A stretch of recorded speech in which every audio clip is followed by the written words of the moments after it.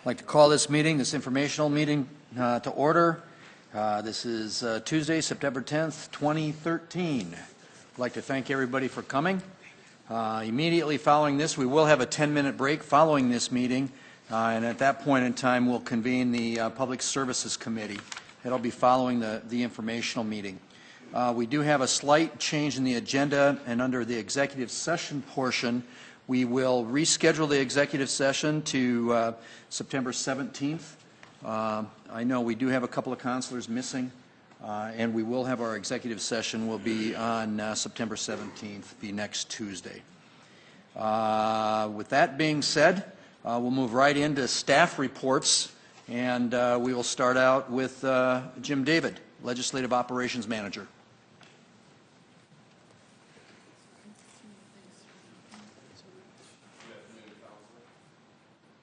Good afternoon, Council. Jim David, City Council staff. Councilor Rolfing asked that I briefly discuss an amendment that he plans to propose next week that addresses transit, or more specifically, night demand service. As it now exists, night demand service is provides public transportation to anyone between the hours of 8 and 10 p.m. as long as it's scheduled 24 hours in advance, and it uses 3 paratransit buses. Last year, night demand service served almost 3,000 riders. Under Councilor Rolfing's amendment, it would expand the fixed route expand the hours for fixed routes 3, 6, 7, 9, and 10 to 10 o'clock p.m., which currently ends at 7:45 p.m. So if you see at the map in front of you or above, you'll see here in the colored lines that those routes would be added between 8 and 10. Then within 3/4 miles of that fixed route would be the paratransit area that would be served.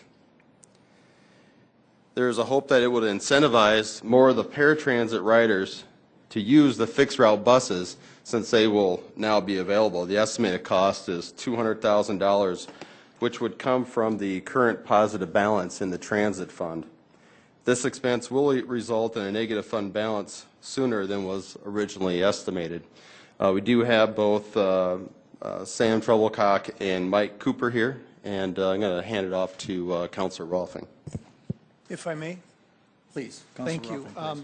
I've had a number of calls and a number of people who have contacted me about the paratransit service and the proposed budget.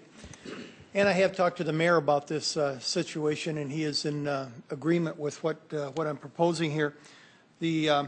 The people seem to feel that they really need this type of service, and by cutting it off in 2014 puts a real burden on them. They have some work, some church, different things that are coming into play here, that they need that service from 8 o'clock till 10 o'clock at night. They've become used to it, and with the type of service that we're bringing people into Sioux Falls for. I mean, this is one of the benefits, I guess, if you will, that they've become used to, that some people have become used to. People have retired to Sioux Falls for some of this type of service, and it's one of the things I think we need to think over a little bit more before we cut it out of the budget.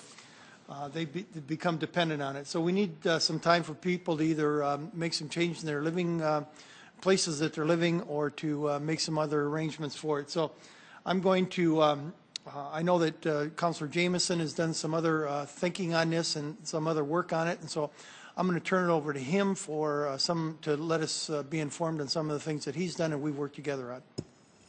Councilor Jamison, please. Sure, thank you. Right, this whole discussion of the funding and the budget process for paratransit, along with staff, has really created a lot of conversations. And we're talking to other council members. What I think what would be a good idea is that if we created a task force to look at the long-term plan for paratransit. And in the meantime, I've had a chance to talk to a lot of the stakeholders in our community, and I've had a chance to talk with Dean and with Sue, who are unable to be here today, but so far we've got a lot of buy-in. And so I've talked to Avira, Sanford, the VA Hospital, Children's Care Hospital, Achieve, Dakota Abilities, the Sioux Falls Chamber of Commerce, the Sioux Falls Public School System, Active Generations. Everybody I've talked to is wanting to be a participant in this conversation. If we're all in the same room, along with some of the decision makers on policy, including the council members, I believe that we have a chance to create, I don't want to call it a sustainable plan because I'm not sure if we can ever create that, but we can at least address a growing transportation system that needs addressing. And there's a lot of stakeholders here who are willing to participate in this conversation and work towards a long-term plan. As we've seen in the last couple of years, we've been trying to address this problem, but maybe not completely. It's always been a short-term fix. And I think if we all got together, we could have a long-term plan created and make some big decisions to come. Councilor Jamison, are you proposing that a task force? How many members would you like to serve on that task force? You know, I think scratch the surface on the number of people who are willing to be participants. I think the retirement homes have a large role in this. Anybody, and I'm thinking with working with Sam and Mike, we could probably figure out who all the players are to make sure that I'm not missing any and create that group and determine just the number of members that would be needed. Councilor Ruffing? Yes, and I help with a transportation committee through CCOG, and also I've been with the people at Project CAR who are very, very interested in helping along this with this project. So there's two other people that need to be on this task force. So it's going to become a community type project, if you will. And I think if we could set up a task force, as Councilor Jamison has said, it would be a very good one for the community, and we could report back. Okay, if I might be so bold, then I would suggest that Councilor Ruffing and Councilor Jamison maybe take the lead on this, in forming the task force. Work with Director Cooper and Sam, if you would, please, to get this formalized. And I would like you to come back and just let us know the structure, the organization of the task force, and then kind of what your mission are and some timelines. If you could put that together in the future here for us, okay? Keep us informed. Very good, thank you. Great. Councilor Staggers, please. Could I ask a question about the amendment? The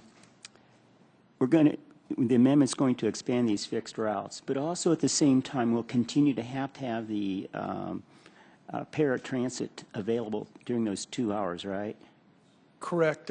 Mike, would you like to help answer that? The way I understand it, we're going to go from 2 buses or 3 buses down to 2 because but approximately half of the people that are on using paratransit can use the regular bus service now that it would be running in those areas.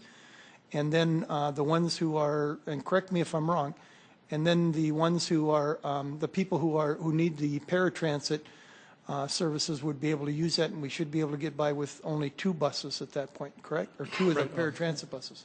Mike Cooper, City Planning and Building Services.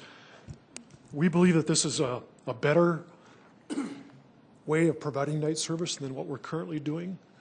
We're currently trying to cover the entire city on a 24-hour advanced notice basis, just using paratransit vehicles.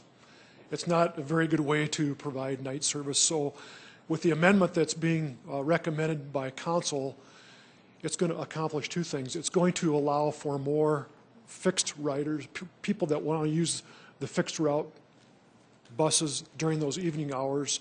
At the same time, we'll continue to provide the paratransit, that 3/4 mile service area. And it really is covering about 95% of the places that we're using now for the night service. So we think this is a good step in the right direction. Please, Councilor Staggers. Yeah, Mike, I guess I'm wondering, right now, when we have the paratransit, we're allowing people that don't even qualify for paratransit to take it during this time. Why are we doing that? Because it was a special service that we started out with a grant, and we've never really modified it, just because we started out by using only paratransit vehicles. So again, this is, I think, a better way to provide that night service. So this is going to tighten that all up then, Mike? Right. Definitely. So we would support this amendment. Okay. Councilor Ruffing. And the other thing I might point out too is that the buses now run until only 8 o'clock all the way around the city. This is going to give us a little feel of what service might be wanted and desired by these people, by the people of Sioux Falls in this area, which is quite a bit of Sioux Falls, from 8 to 10. So it'll give us a little testing point here along those lines. What we call the core areas. Yeah, the core areas. Great. Thank you very much. We look forward to hearing more about this as we go forward here. Next on our agenda, we have Lori Hogstead. She's our city clerk. She's also our election officer. And I asked her to come in and give us an update on the petition on 85th in Minnesota. Lori?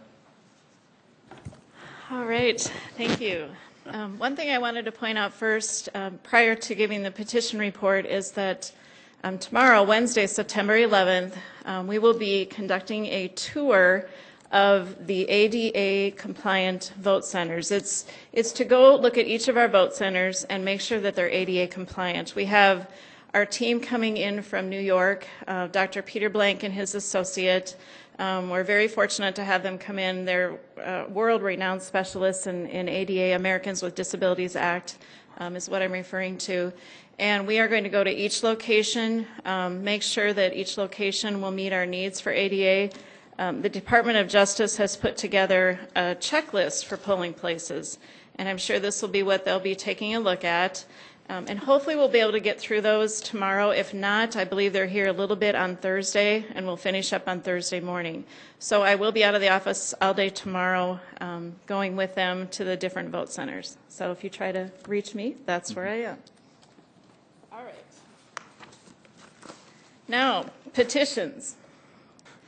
You're aware that on August 30th, the Save Our Neighborhood group turned in referendum petitions against a rezoning ordinance. They turned in just about 500 petitions. It was 495, and the total signatures that they indicated were 6,362. In talking to the county auditors, they needed a total of 5,089 signatures. Part of the process in state law allows for a challenge to the petitions, and the challenge would have to be filed 5 days after receipt of the petitions. The 5th day was yesterday. So yesterday the challenge did come in, and that came from the attorney representing Walmart. This is the challenge in this notebook, in this binder. The first 2 pages of the challenge are the summary of what they're looking at, and it indicates the individual that's challenging it. And then I'll get to the exhibits they've attached. But I'm going to back up a little bit first and tell you a little bit about where we're at with the process and where this process will be going. First of all, when they came in, we began our cursory review. And by we, I mean myself and Tamara Jorgensen and Denise Tucker with the City Clerk's Office began our cursory review. And it's just what it sounds like. We take a look at the petition.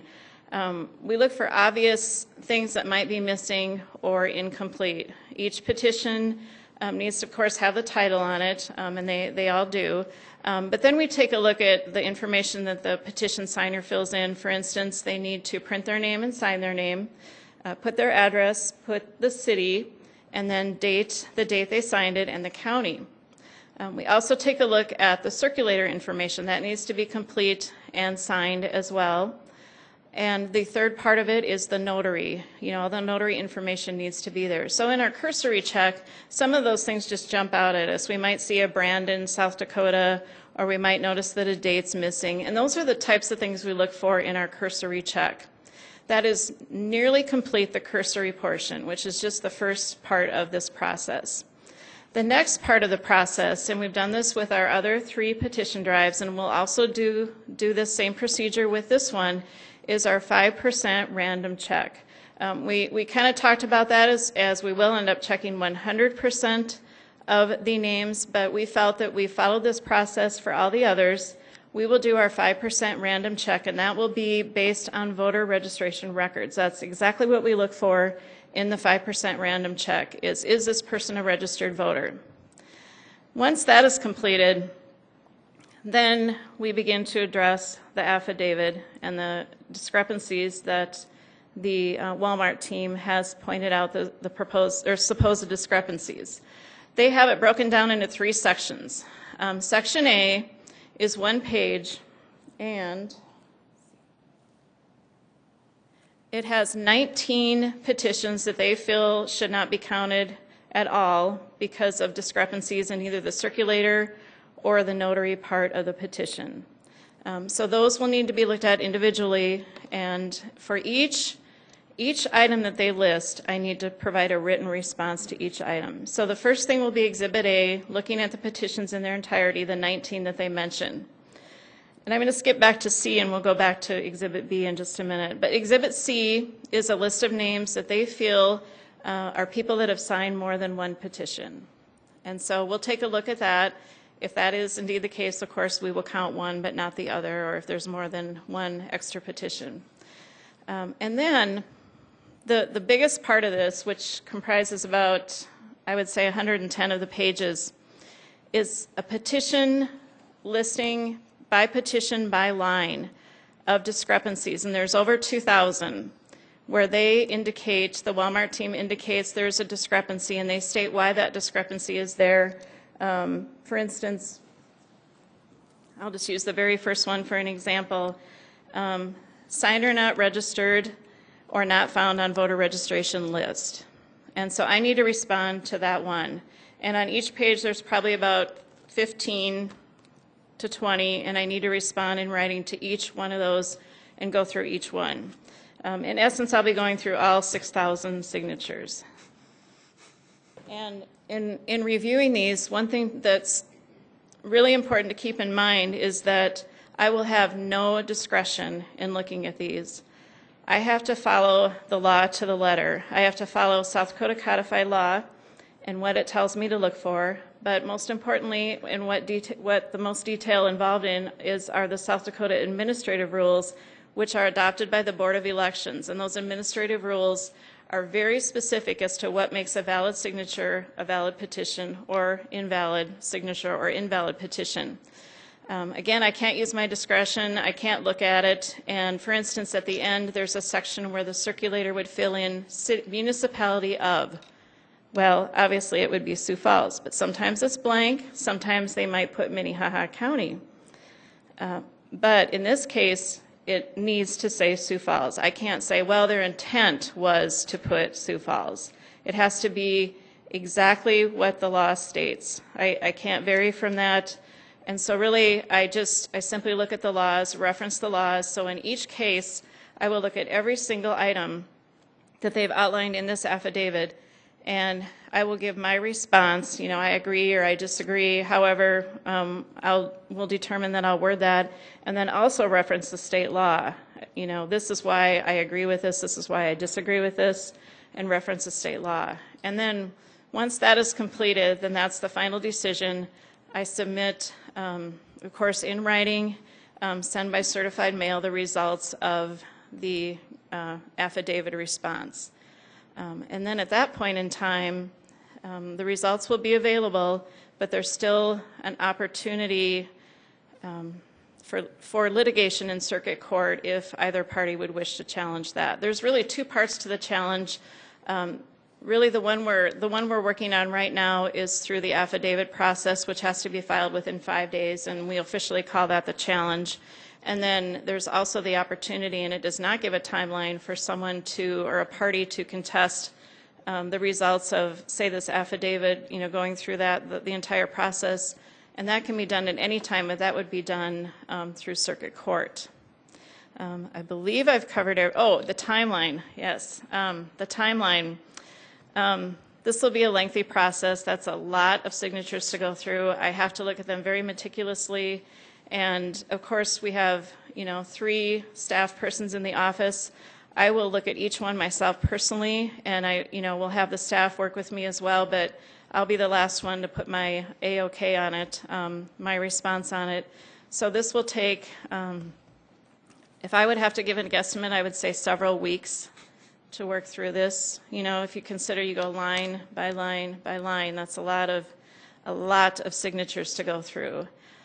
And so right now, that's my best guess as to how long it will take, 3 to 4 weeks. But of course, it will be a priority. I will work on it as much as possible. You know, for instance, the situation tomorrow with the vote centers, that's a priority too.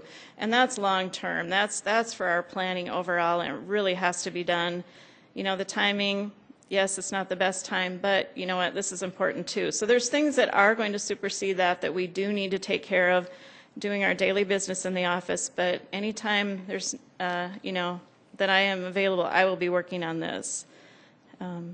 Perhaps, Dave, did I miss anything? You good, Lori? Okay, are there any questions? Kermit, please. Yeah. Lori, you said you're going to go do the 5%. And then you also mentioned, too, you're going to look at every signature. I guess my question is, why do we really want to do the 5%? Because you're going to do every signature anyway. Doesn't make any difference. Well, that's a good question, and City Attorney Fifley and myself talked about that, and we, for our other, you know, this is our 4th petition drive, of course, in the last 12 months, and we've done that for the other 3. We're, you know, following the same protocol that we've done with the others, and we also looked at some case law, you know, as far as checking petitions and reviewing petitions in that case law. And, you know, as far as an example, the state of South Dakota deals with this, of course, much more than municipalities do, with a number of petitions and items that they take in on a state level. And they, in looking at how the state has handled this, they have gone through the cursory, gone through the 5%, and then worked through the affidavit. And so, you know, that's what we looked at today. And also, if I could just ask you, has this ever happened before here in Sioux Falls where we've had a challenge like this by a business or individuals or anything to a petition? Well, you know, the one that I remember, of course, referendum petitions, the last time we had one was 20 years ago, but I do recall in my time when I was previously in the city clerk's office, and I could not tell you for sure which year without looking it up, but we did have where a situation where there were candidates running for a specific council position, and we did have a challenge brought against one of the candidates.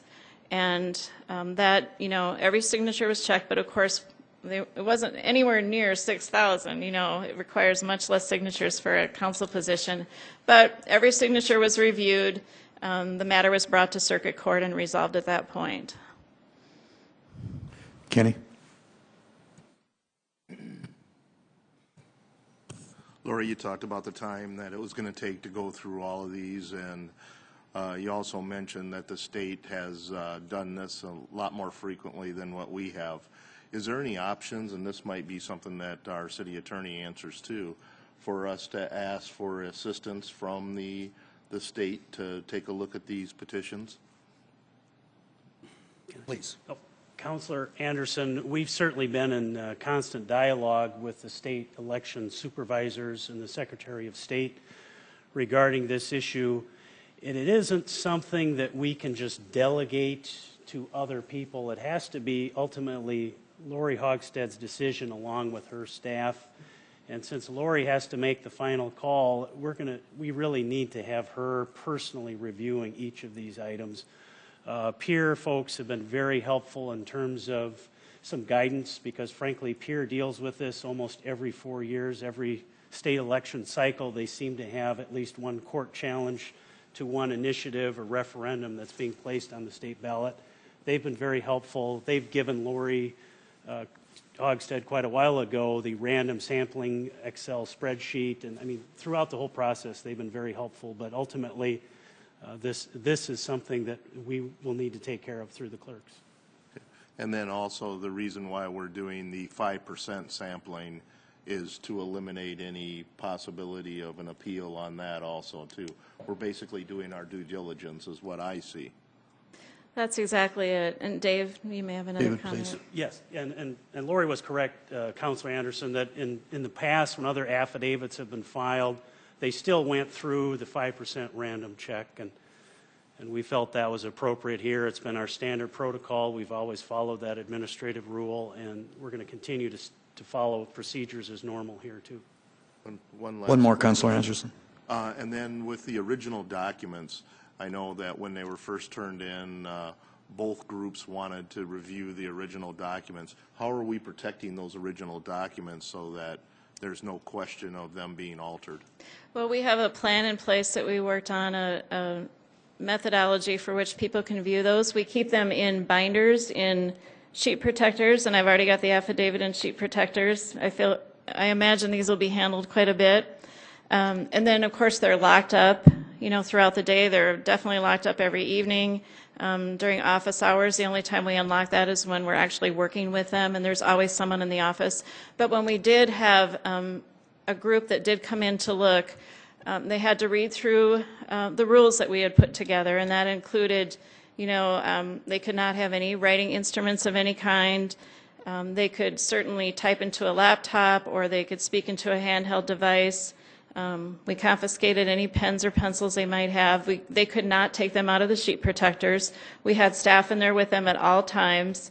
We had a schedule we put together for that day, and it did not take them as long as we thought. So Dave Bixler had taken the first shift, and then Tamara Jorgensen had taken the second shift, and then they were finished. And we have not at this time had a request from anyone else to sit down and go through them, item by item. But certainly we would follow the same protocols. City Attorney Fifley put the protocols together, and we met and discussed them and reviewed and made sure that we had everything covered. So yes, they're highly protected. The night they came in, I electronically scanned them all in that night so that we had exactly how they came in is how they're stored electronically as well. Great job. Thank you. Yeah, if I might add, Lori and Dave kept me in the loop all the time, and Counselor Karski. And I must say that they did an excellent job in addressing what we thought could possibly be some issues. And it's also my understanding that, but as far as the rules that were established, kind of rules of engagement, so to speak, everybody kept to those without an issue at all, and things went very smooth. So, we are doing the citizens' business, and we're giving everybody the opportunity to do what they are entitled to do. And Lori, I commend you and your team, and City Attorney Fifley. You guys have done a great job, and again, I commend you for that. So thank you very much. Thank you, Lori. Yep. Okay, we do have a couple of presentation, and with that, we've got two internal audit reports. Rich Oaksall, Internal Audit Manager, please. Thank you, Rich.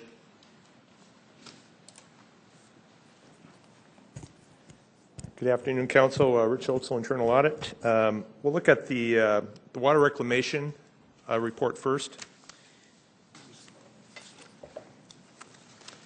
And if you do have questions when I get through the presentation, we have Mark Perry, the superintendent of the water reclamation plant, is here, and also the auditor who did the audit, who is probably more familiar with the details.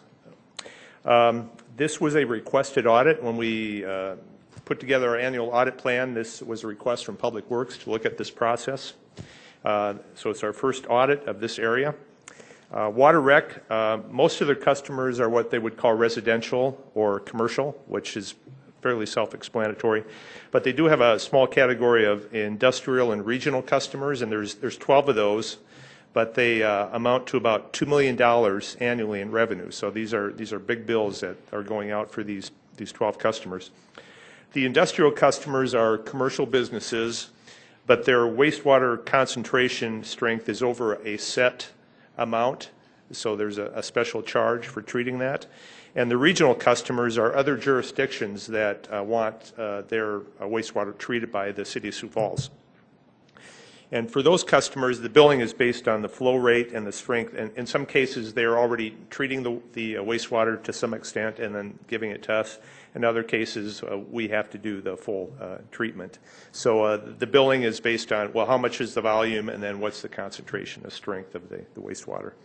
And as far as how do we charge these 12 customers, for the industrial customers, the City Council would do it by ordinance.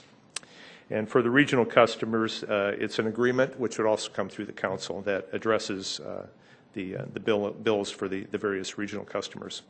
As far as the results, on page 3 of your report, I know it's a very short report, but we did find out that there's incorrect billing rates were being used. We noticed that there were some king errors in the entry of some of the sample results. And in one of the sampled billings, an incorrect flow amount was used for the billing. So in every case, the bills that were incorrect were lower than they should have been. So the customers were not being overcharged. It was a case where they were being undercharged, but I don't believe we're going to go back and rebill them. as far as I know. But and so our recommendation was somewhat vague, but we worked with management, and I think they have a solution they believe will correct these errors.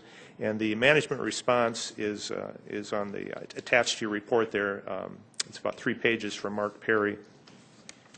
But we thought they should have some sort of additional controls in place, and to reduce the possibility of manual entry errors, because the process they have is fairly manual.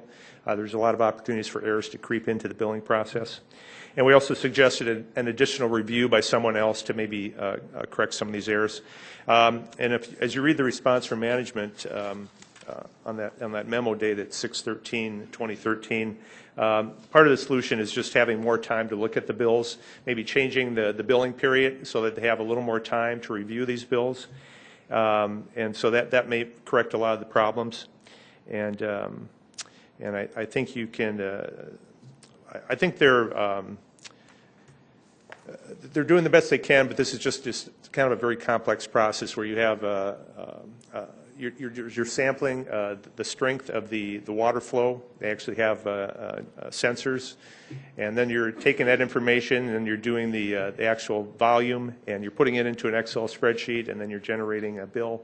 So there's just a lot of places where errors can creep into this process. So we thought with some additional management controls, some more time perhaps to review the bill, that these errors could be reduced significantly. So if you have any questions, Mark Perry is here, and also Danette, who did the audit. We'll be happy to answer the questions. Are there any questions? Councilor Staggers, please. Yes, Rich. On the underbilling, how much did we underbill? I'm going to defer that to Mark or Danette if you have.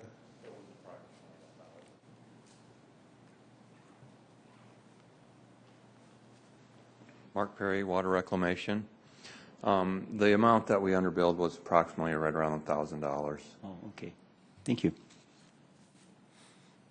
Any other questions? Okay, Rich, thank you on that report. Next Okay. report, please. Yeah, we have a visual aid on this one. It's on city-owned real estate. We're going to put that up on the screen here if you give us a moment here.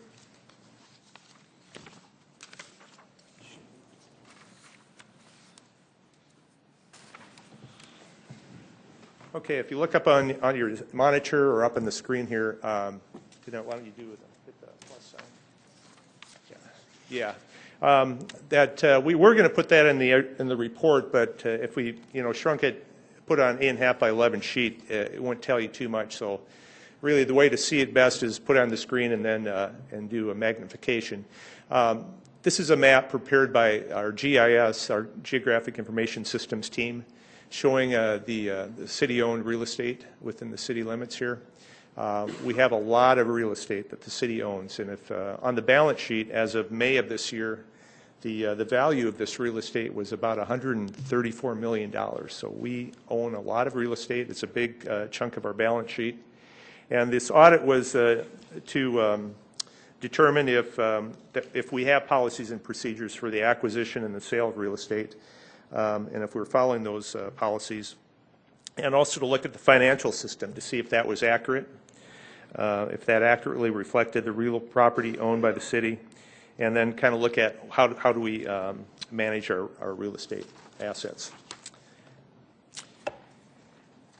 And the way it works is the real estate division is part of the city engineering office, and they're responsible for acquiring the real estate as needed by the city departments. And then as far as the fixed asset listing, finance maintains that, but they get the information from engineers as real estate is acquired or disposed of. They'll send that documentation up to finance so that the fixed asset listing can be correct.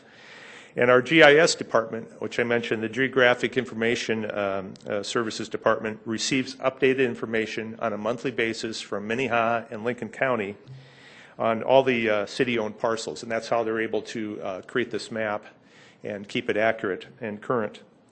And as I mentioned, as of May of this year, we had about $134 million. That's the book value of the real estate. As far as the results, we found that the city has good policies and procedures for acquiring and the sale of real estate, and that those policies and procedures are being followed as written. We tested to see that the city financial system is updated on a timely basis to reflect the changes in real property as a result of donations or purchases or sales. We noted that all the supporting documentation was on file and the required authorization was obtained when necessary. The one thing that we did recommend is that we have maybe more of a kind of an overall strategic policy, which the city was lacking. The city directors are required to verify or to sign off every year that the city property is owned, that the fixed asset listing is correct. But we don't really have a policy where we're really looking at these real estate holdings on a regular basis to see if we still need the property, if there's an opportunity to maybe sell property, that maybe the original purpose is no longer in place. So we suggested having a real estate asset management policy, and we gave examples from other cities that had a policy in place. And management was receptive to that idea. Their response is on page 3 there at the bottom in the bold print. And they agreed to coordinate that with the Finance Department and Public Works to establish an asset management policy. The idea being that if you have these assets that the city owns and you don't need them, you're losing the property tax revenue potentially, and also you've got your capital tied up when you acquired this property, that perhaps you could sell that property and bring some of that capital back into the city treasury. So that was our one recommendation, and management agreed with that. And if there's any questions, we'd be happy to try and answer those questions. Councilor Stegers, please. Yeah, Rich, I was wondering about the property we have at Slip Up Creek. Slip Up Creek? Mm-hmm. Specifically? It's not on the map there. Is it? It might be, depending on how far the map goes. It's way north. Okay, so that's included in the report, huh? That 134 million, Yes. yeah, all the city property, the city, Even everything. outside the city and Yeah, everything? yeah. Oh, okay. Yeah. And what are the little red dots? I was trying to figure that out. They're parcel numbers. Okay. If we could, red dots are parcel numbers that are owned. yeah, those are parcel numbers. Yeah, Okay. yeah. It's just hard to see unless we really magnify it. Okay. Yeah, it does look kind of strange if you have the magnification, unless you have it magnified. But those are little tiny numbers. Okay. Thank you. Are there any other questions for Rich and the team? Councilor Jameson, please. Rich, I can't remember, were you going to put this map, or was the city going to put the map up on the website somewhere? Do you know? We have that on the city website. I believe if you look under GIS, I know I've seen they have many maps available to citizens. If they go to siouxfalls.org and you look under city departments, and then you go down the drop down and you find the GIS, Geographic Information Systems, and you can find interactive maps where they have lots of very good maps there, and they're interactive, and you can put an address in, you can do searches. But as far as specifically this particular map, I don't know, I think we got this from GIS. Yeah, I have it if you would like it. If you'd like it, we can provide that. I don't know if it's on the city website where we have the real estate that the city owns, but we certainly have many maps created by GIS which are interactive for searching, and even have photos of the properties, which is very interesting. So, Okay, thanks. Any other questions? Kenny, please. I would like a copy of this. If you could take this towards the east, Highway 100. Okay, Powderhouse Road. Okay, let me see there. Stop. Thank you. All right. Yeah, if we could get a copy of this. get a that's copy of it. readable, Okay. please. We'll just send it out to everybody. And Yeah, and hopefully when you get it, you could probably make it bigger if we send it as a PDF, I imagine. Otherwise, It's a PDF. if it was printed, obviously, in 8.5 by 11, it's very hard to see very much detail. But I think if we send it to you, the city council, the PDF, I think you'd be able to Thank you. make it bigger. So. Great, Rich. Any further questions? Councilor Stegers. Yeah, I was just curious, Rich. When we include the streets that the city owns, I mean, that's our land too. Any idea how much we really do own? I'm not sure how much. included in the infrastructure instead of. That's included infrastructure rather than land. That's, Yeah. and that is, about 10 years ago, that was a requirement. It had to show up on the balance sheet. The people that set the accounting standards required cities, Because what would happen in the past, it would never show up on the balance sheet, and now it's required to be there as infrastructure, Okay, streets and bridges and whatnot, but this is the real property, the real property, okay. real estate, yeah. Okay, thanks. Like you, okay. Great. Thank you, Rich. Okay. Thank you. I did skip item 3 on here, so I'm going to ask, is there any further council open discussion today? Excuse me, sometimes I have problems reading. Anderson, quit laughing. Okay, there not being any, I would like to thank Councilor Rolfing and Councilor Jameson for stepping up and taking over the task force discussion as we move forward. We are not going to have the executive session, as I said earlier. That has been rescheduled to the next meeting. Is there any other business come before this? Councilor Staggers. I have a quick question here that's on the consent calendar tonight about a bid awarded to paratransit buses. North Central Bus, $432,780. Can somebody just say what that's about? Tom, you going to handle that? Tom Huber with the Finance Office. Okay. I believe those are the 4 paratransit buses that were recently purchased. Okay, and we'll have a total, how many then, as a result? Any idea? I do not know the total off the top of my head. Thanks, Tom. I would think, if I could add, I think it's about 25. Okay, 25. Thank you. We'll get that number.